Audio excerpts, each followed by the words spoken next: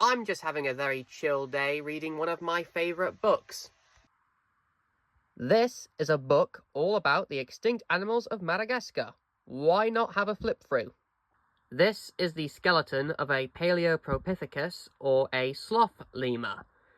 On the island of Madagascar, there were 4 different types of sloth lemur and 3 species in the genus Paleopropithecus.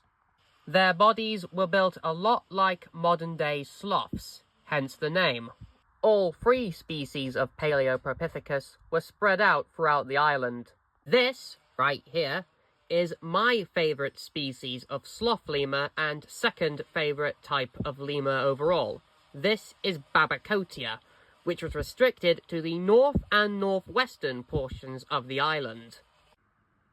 They were folivores, meaning that they mostly ate leaves, but also would have eaten fruits and seeds. This is the skull of the biggest lemur that has ever existed. This is Archaeoindrus. They were around the size of an adult male gorilla. These guys were seemingly quite rare in their heyday. They stuck to the Central Highlands. And during Archaeoindrus' day, the Central Highlands were predominantly dominated by open woodlands and savanna. And they shared that habitat with over 20 other lemur species. Right here is my personal favourite species of lemur of all time, Megalodopus. Megalodopus is often called the koala lemur because its body was squat and built like the modern-day koala of Australia. Megalodopus had curved hands and feet, and its ankles and wrists lacked the stability to walk on the ground. So they were the masters of the trees, but if you put them on the ground, they're helpless. See these little guys scampering up that tree? These are archaeolemurs, or monkey lemurs. They were essentially the lemur equivalent to modern-day macaques. Isotopic analysis has proven that they basically ate anything they could get their hands on. Fruits, nuts, seeds, even small animals. Archaeolemur also had a short, round face, which gave it an uncanny human-like appearance. They would have died out around the medieval period. Madagascar is known for its lemurs, but did you know they also had hippos at one point? Yeah, several species of pygmy hippos lived on Madagascar. This fella right here is the eastern lesser bamboo lemur, which is still alive today.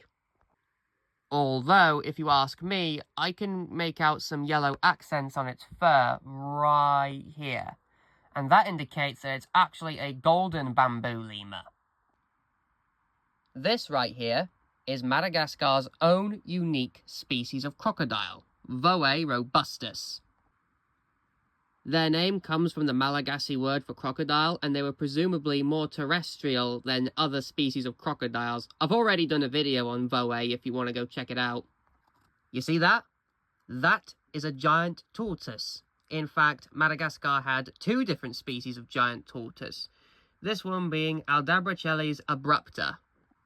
Without a doubt, the island's biggest inhabitants were these guys, elephant birds. They could grow up to be 9.8 feet tall, and they were actually a member of the same family of birds as emus, ostriches, cassowaries, kiwis, and the moa. This here is pachylemur, a giant species of ruffed lemur. By the way, the red ruffed lemur is my favourite type of lemur.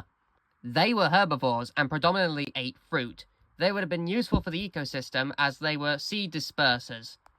Oh yeah, and of course there's also the giant eye. These guys were around twice the size of the modern eye, and they basically functioned like the normal eye. All we have to go off from this species are 4 incisors, a tibia, and some postcranial remains. I hope you really enjoyed me info dumping about Madagascar's extinct animals. I wish they were still around, but sadly, humans ruin everything. Here is the book, Extinct Madagascar. I bought my copy on eBay. It's available to buy if you'd like to read it. It's a very good read.